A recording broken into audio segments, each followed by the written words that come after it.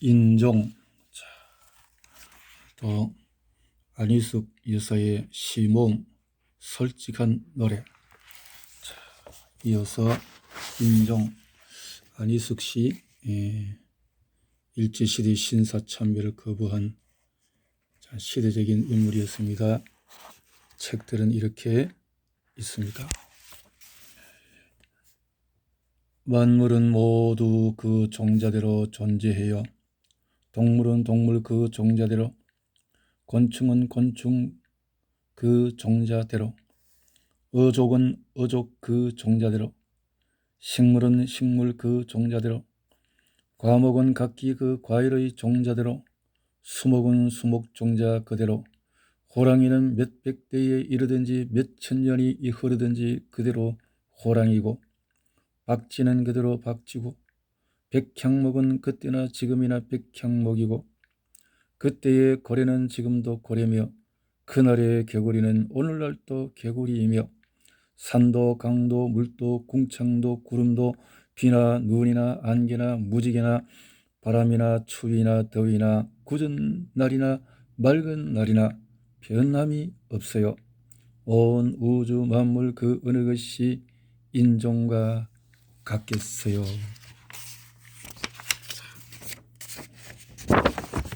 모든 만물은 본질대로 존재하는데 인종만이 보고 배우는 데 따라서 변해요. 생물들은 다 보는 눈이 있지만 배우는 두뇌가 없는데 인종만이 배우는 지각이 있어 배우며 깨닫고 깨달은 대로 발전하고 변화하고 누리고 즐기고 계획하고 노력하며 투쟁하니 인종세계는 변천되는 거예요. 그 어느 피조물이 배울 줄 아는가요? 그 어느 피조물이 깨닫는 지각이 있는가요? 그 어느 피조물이 계획하고 추진하나요? 그 어느 피조물이 감정과 의지와 추진력을 가졌는가요? 모든 생물의 본능은 먹고 마시고 생식하고 싸우고 죽이는 것에 불과해요. 동물의 본성과 식물의 본질은 변치 않아요. 또 그들의 거주나 사회는 그때나 지금이나 변함이 없어요. 반면에 인종의 거주나 사회는 날이 갈수록 변하고 달라져요. 다리로 걷던 인종이 소나 나귀를 타고 걸었고, 세월이 지나는 동안에 기차나 자동차로 다녔으며, 시간이 흐르는 동안에 쇳덩어리를 타고 구름 위로 높이 날아다녀요.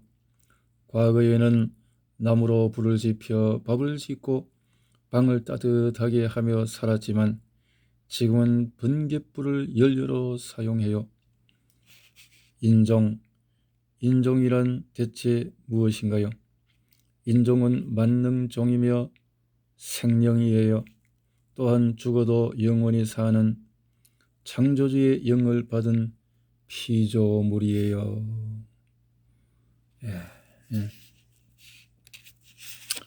지금은 전기로 방을 따뜻하게 하는 시대까지 왔죠. 자, 슬피 엉엉 우는 형제. 이럴 수가 있나요? 우리 부부는 미국에 와서 별의별 고생을 다 했어요. 먹고 싶은 것도 마음대로 못 먹고, 가고 싶은 것도 못 가고, 입고 싶은 것도 못 입고, 사고 싶은 것이 그렇게 많아도 사지 않고 애쓰고 모아서 이제 겨우 집 사고 차 사고 가구 사고 먹고 싶은 것 먹고 입고 싶은 것 입고 가고 싶은 곳 가고 다 할 수 있는데 앞을 새도 없이 일만 하고 아끼기만 하더니 왜 하필이면 그런 사고를 당해 말 한마디 못하고 그리도 빨리 떠나갔냔 말이에요. 다시 볼 수도 없고 말도 할 수 없어요. 전쟁터 같은 이 세상에서 잘 참고 견디며 이제까지 왔는데 왜 모아놓은 것을 하나도 누리지 못하고 순식간에 시체가 되었는가요? 나만 놔두고 그렇게 무참히 가버렸는가요? 참 슬피 엉엉 우는 형제의 이야기. 옛 이야기 하면서 좋은 것 먹고 입고 좋은 집에서 아이를 기르며 교회에도 마음대로 가고 봉사도 실컷 하자고 하더니 왜 혼자만 그리 급히 갔냔 말이에요. 누구와 이 어렵고 괴로운 사정들을 나누라고 당신은 홀연히 가버린 건가요? 당신 없는 세상을 어찌 나 혼자 살려고 간 건가요? 당신 없는 아이들의 울음소리를 나 혼자 어떻게 감당하라는 말인가요? 이렇게 갈 거면서 이 모든 것은 누굴 위해 모아 놓은 것인가요? 당신이 늘 옆에 있었기에 잘 참고 견딜 수가 있었는데 말이요. 이제 내 몸은 절반뿐인 병신이라오.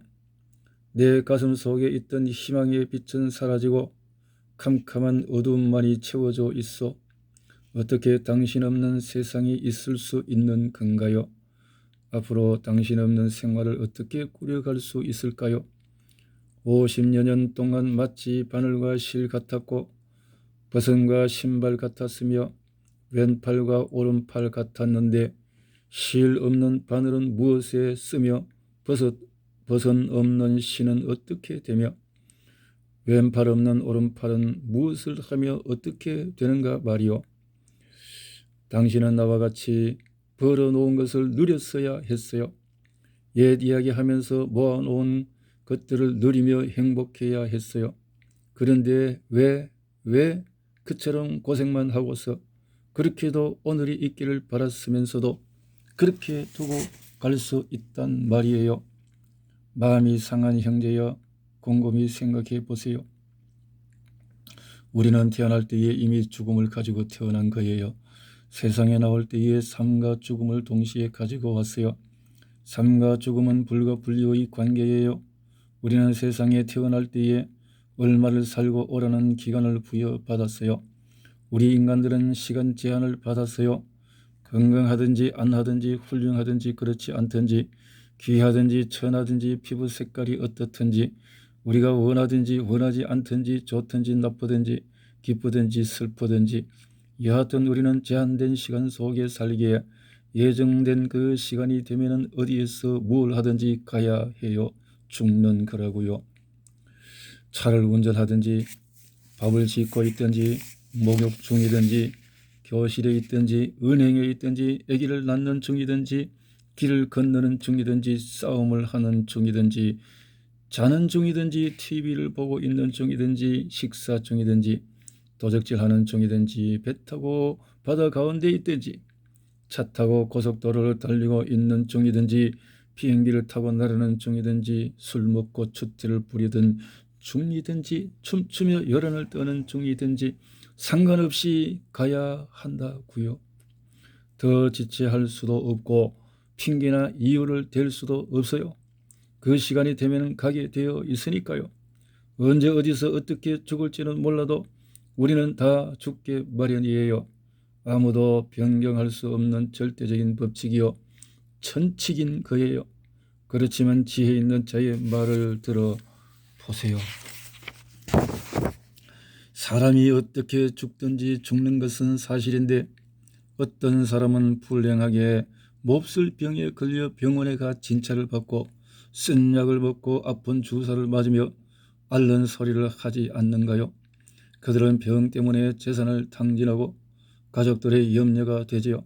그것은 심각한 일이 아닐 수 없어요. 그러니 사고나 예기치 못한 상황에서 의사도 약도 주사도 돈도 가족의 수고도 없이 갑자기 죽었을 때 그 일은 그렇게 참혹한 것만은 아니에요. 그 죽은 사람에게는 도리어 큰 위로가 되고 가족과 친지에게도 장기적인 고통을 없애주는 거니까요.